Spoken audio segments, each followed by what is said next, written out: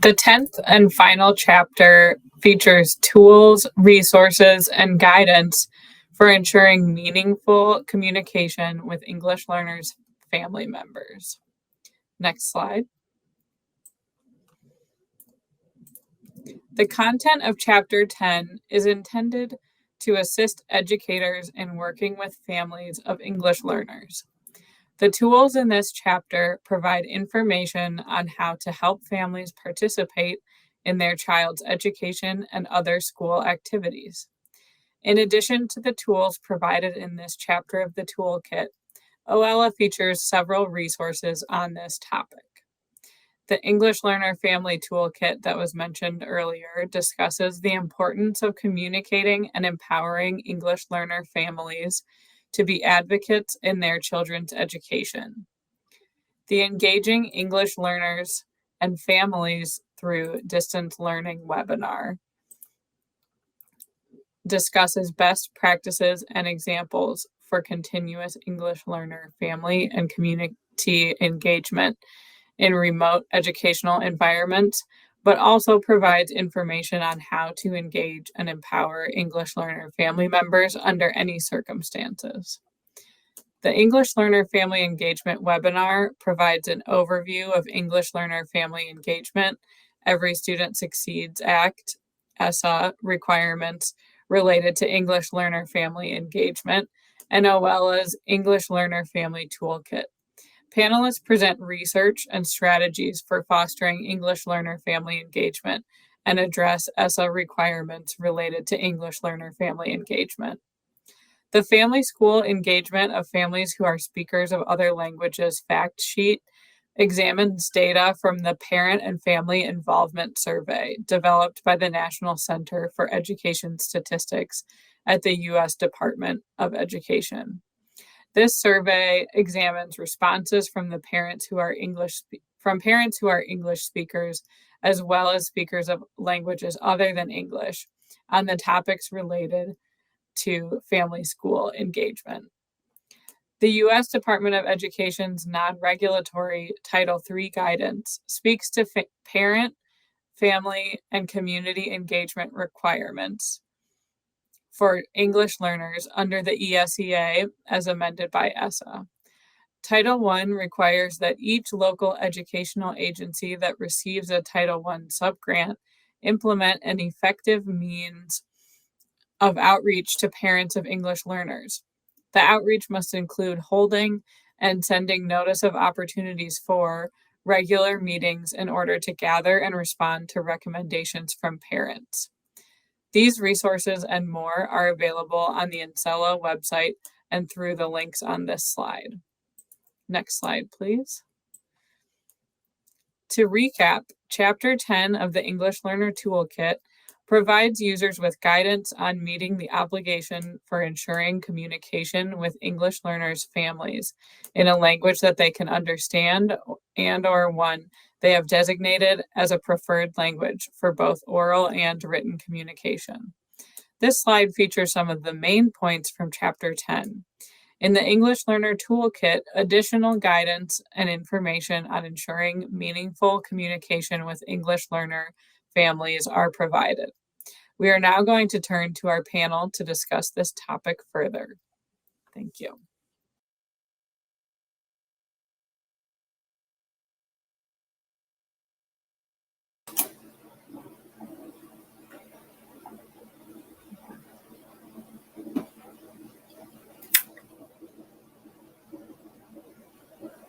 Good afternoon, everyone. Thanks for joining. I'm excited to be here with you all today and speaking with our panelists. We've got Stacy Brown, Michael Bolis, and Dr. Jennifer Love, who I think may be having some issues with her camera, but I hope we can hear her.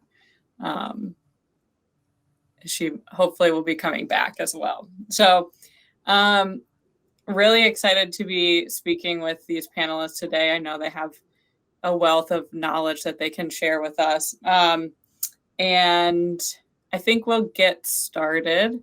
And our first question here is for Michael. So hopefully Dr. Love will be back on before our next question. So, Michael, what procedures do you have in place at the state level to ensure timely and adequate communication with families whose primary language is not English?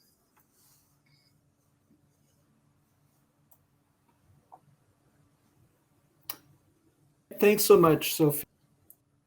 It's great to be here. You, Jennifer and Stacy, and I really appreciate this opportunity. So I work with multilingual learner and refugee education programs and support for the Minnesota Department of Education. And I just want to give a shout out to some colleagues. I work closely with Lee Hur and Sadia Mohammed, who lead family and community engagement efforts in our public engagement division. And I'm just really excited. They work with 3 public engagement specialists. They'll soon be adding another community outreach specialist. And that team currently speaks Hmong, Somali, Spanish, Swahili, and English. And so I just want to lift up the importance of the staff resources.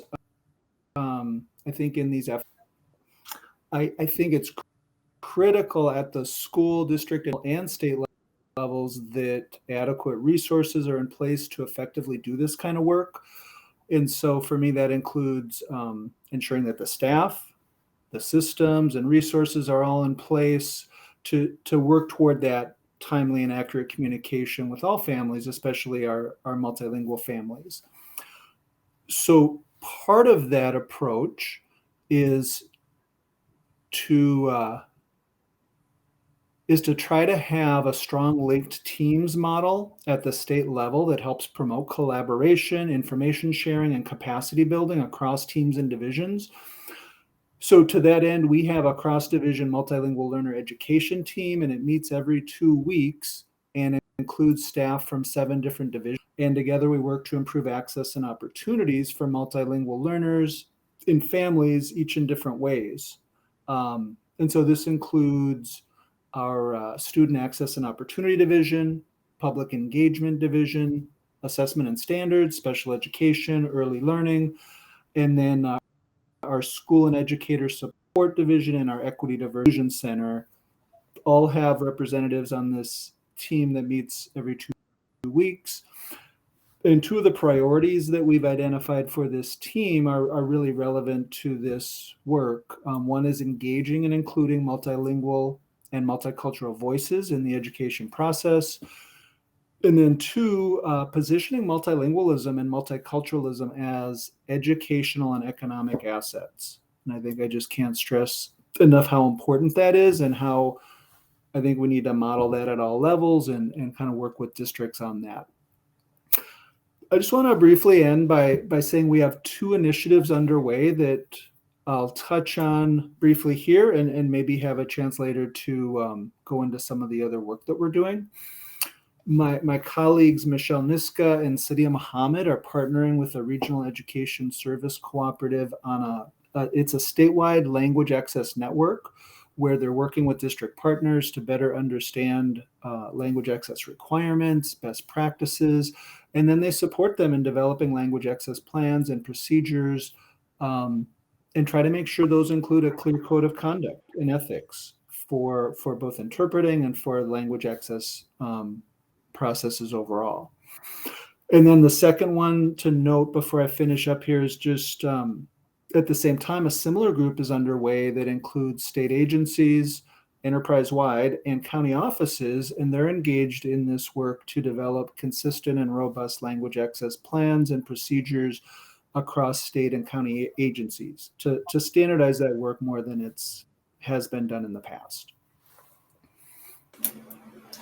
That's great. Thank you for sharing. And welcome back, Dr. Love. We're glad to have you. And I think I'll start this next question asking Stacy and Jennifer to share first, and then if there's anything Michael wants to add, feel free to do that. Just curious, what process do you use to identify families whose primary language is not English, and the types of support that they need in the districts that you work in? We use the home language survey, which every family fills out at enrollment. And then beyond that, I also make contact with all of our families to establish a connection and to ensure they have any support they might need. Our district in recent years moved to only online enrollment. And so a lot of times they've come to an enrollment event where there might not be an interpreter, maybe someone didn't call the language line, and there can be discrepancies. Or I've also noticed in the online forms, sometimes there's not a drop down for one of the 150 Burmese, languages from Myanmar or Guatemalan dialects, and families have chosen Spanish, for example, because Quechua was not on there. So it's really important that they are able to express, the exact language that they need and not have to communicate in a second or third language. So that's basically what we do here in Oklahoma. Thanks, Sophia. So our International Student Admissions and Enrollment Office in Prince George's County leads a very meticulous process. They ensure that our enrolling students and their families are heard and that they're honored as they're welcomed into our school district. And to give you a little bit of context, Prince George's County in Maryland, we're a large urban school district. We have more than 131,000 students. Approximately 42% of our students are identified as international students by virtue of the home language survey, where they're indicating that English is not the primary language spoken at home. So we serve a large population of students and families, representative of approximately 154 languages. So at the point of entry for families, they're either registering, kind of similar to Stacy's situation, they're registering either using an online registration portal that's available in multiple languages, or they're able to make an appointment by phone to register with our International Student Office in person. And each family is then routed to meet by phone or in person with an international student counselor. That team is tremendous in ascertaining any pertinent family needs or details, context, or also language accessibility needs. So those language needs are then captured on their grade placement documentation, which is then shared with their boundary school. And it's also updated within our centralized student family data system. And one unique component as well is that at the time of registration, our families are provided with a language assistance needed card. And they're able to keep that in their wallet to present anytime it may be needed at a school. It identifies their home language very clearly and also provides information to support connection to an immediate telephonic interpreting resource for communication within the school. So lots of things happening, but it's a very meticulous and intentional process.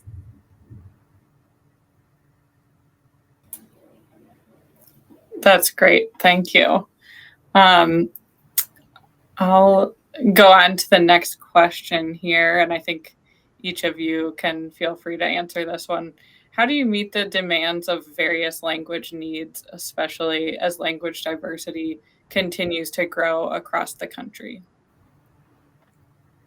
This can be a challenge, but it's such a critical component for serving our students and families. Like I mentioned before, I always double check the language and make contact with all of our families just to ensure we have accurate information, but also just to give them that sense that we're really there and we're thinking about them. I apologize. So Go ahead. Do you want to go ahead or you want to take a moment?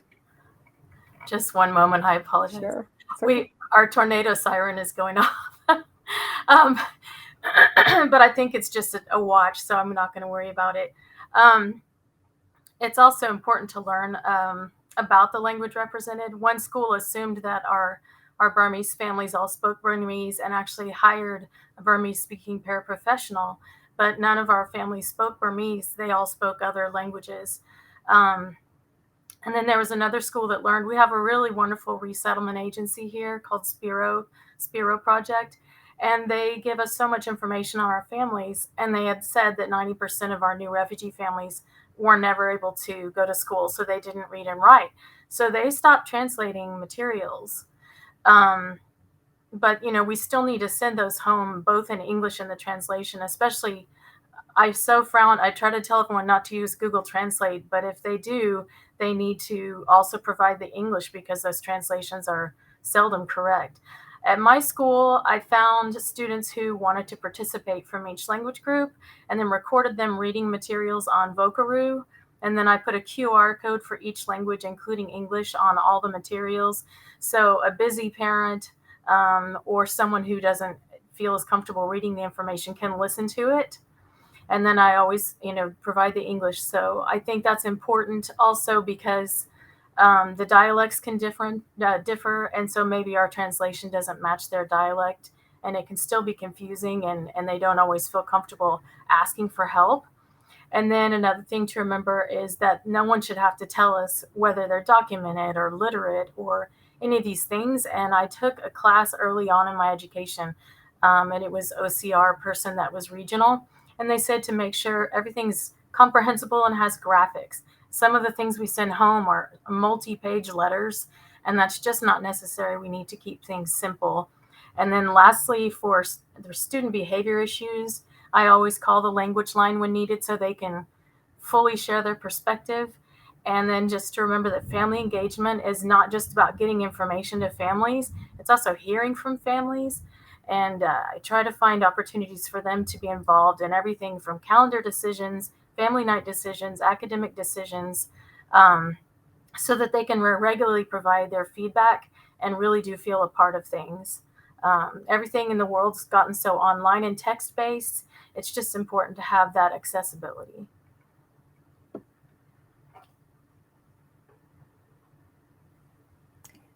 And for us, our language access model incorporates a multi-layered approach to accessibility as we're thinking about our culturally and linguistically diverse families. So we are a little unique in that since 1993, we've created and cultivated a district interpreter bank.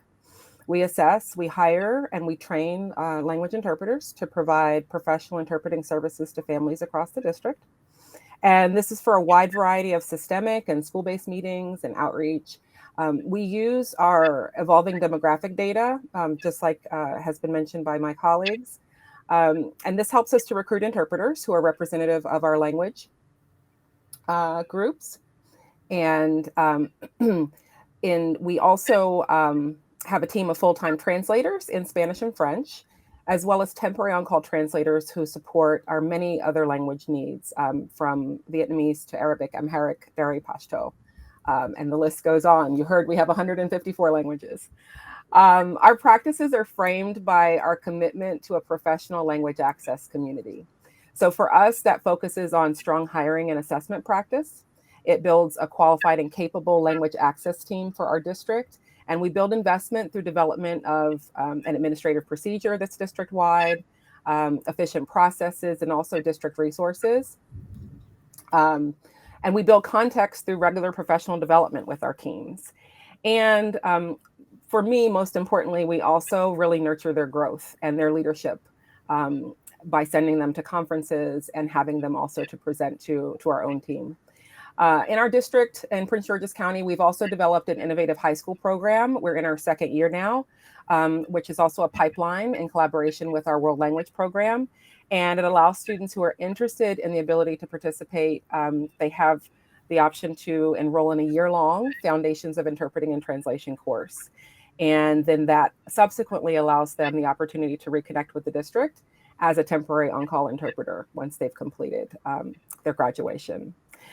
And then it's also important to note that there's significant intentionality around forging community partnerships and support. We're regularly part of MORA, which is the Maryland Office of Refugee and Asylee, quarterly consultation meetings, and that helps us to stay informed around our anticipated language needs and also supports us in remaining connected with a network of support with our resettlement agency partners. And I know my colleagues talked about that as well. Our biggest resettlement agency partner is IRC, International Rescue Committee. And then one important note around that is that Prince George's County is the largest recipient of Afghan refugees in the state of Maryland. So we're incredibly intentional around recruitment to hire qualified interpreters and translators to support communication needs and outreach to those families. And these partnerships have really proven to be incredibly helpful and meaningful in supporting our broad outreach and really creating a space of equitable language accessibility.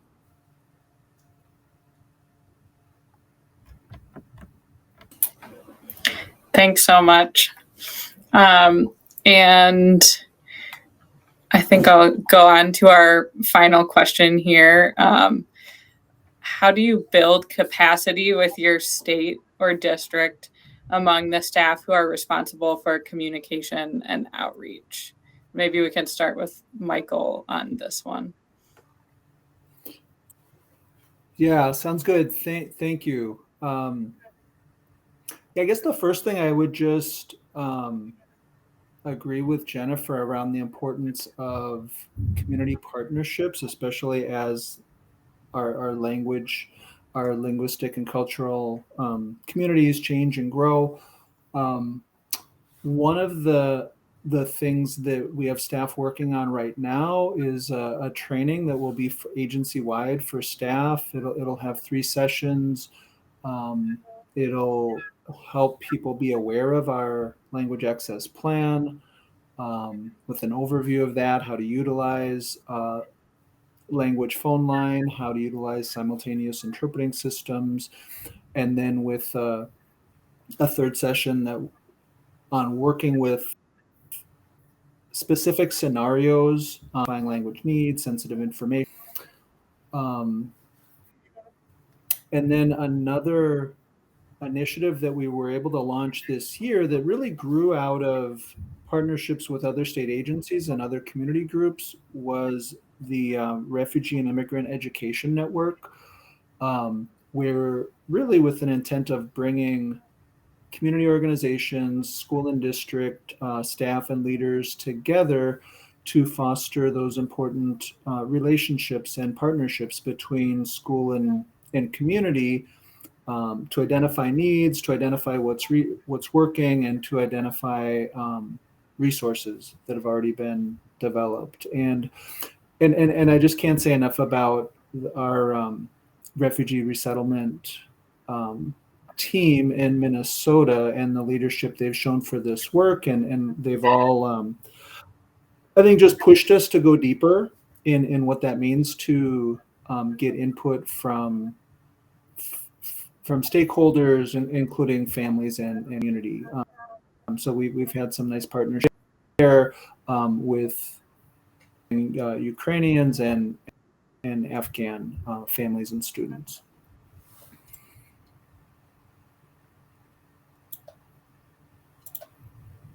I can talk a little bit about the district level, and it definitely, a lot of what you were mentioning, Michael, resonates. We seek to build capacity with our stakeholder staff within the school system through required systemic modules that every forward-facing staff member takes. So this module provides staff with understanding of the legal requirements around language access and our shared responsibility and commitment to providing language access services. And it also provides an overview of the use of the layered resources that are available through the district to communicate with families. And then additionally, we as an office, we're the Office of Interpreting and Translation. We facilitate professional development sessions with staff groups. And that really allows them to hone conversations around their specific needs for outreach and how they're providing these equitable spaces for families. So for example, registrars or community schools coordinators or professional school counselors, you name it, there are a multitude of groups that we provide these supports to. And then during these sessions, it's really helpful, and this really resonates with what Michael mentioned, to facilitate scenarios. It's helpful for staff to be able to discuss and determine how they can best align services based on real schoolhouse examples. So what is a staff member going to do if a parent or guardian calls the school and is speaking another language? What is a parent or guardian, what if a parent or guardian has an appointment to come to the school building for registration? How are you going to provide language access support? What if there's a scheduled SIT meeting that's going to include parents and staff? What are the steps that you would take to ensure that interpreting services, either virtual or in person, would be available? There's back-to-back IEP meetings scheduled, and the parents or guardians are not native speakers of English. What are you going to do to prepare? So those are just some of the scenarios that we go through with some of our staff members in these professional development workshops to make sure that they're consistent and really have the flexibility around aligning those services. At the building level, we've had schools, we also got a large number of Afghans, for example. We had one school where they made a couple PLCs where everyone practiced calling the language line, because we've noticed that first call is really intimidating for people. So what I tried to do at my school, since we didn't do that, is just offer to help them through that process or be there when they did it. And also I try to make these little graphics instead of kind of getting down on people who haven't totally gotten into the whole routine of providing the language translations. I just try to give them things, whether it's a graphic about a snow day. I made a pictorial menu for the district, so everyone had food information, both in pictures and in their language, which also helped our non-literate kids who are our younger kids. And, some schools have embraced the need for the language line more than others. But I've tried to provide little wallet-sized cards and just little things constantly just to make it a more pleasant and convenient experience. And then if you don't have an interpreter available for any language, for a family night, for example, I reach out to universities and area organizations, and I've even reached out when we don't have an organization in our area, because Oklahoma, we're pretty diverse now, but not as much as, for example, DC area, where Dr. Love is. And organizations in other states will also be willing to help. And so you can always set up a speakerphone area for families. So there are lots of opportunities. It's just taking that creative approach if you can.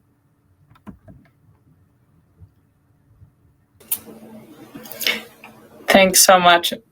That's all of our questions for today. And I just want to extend a big thank you to our three panelists for joining us and sharing some of these creative and really innovative and helpful, useful strategies that they've been using in their work to support outreach to families. So thanks so much.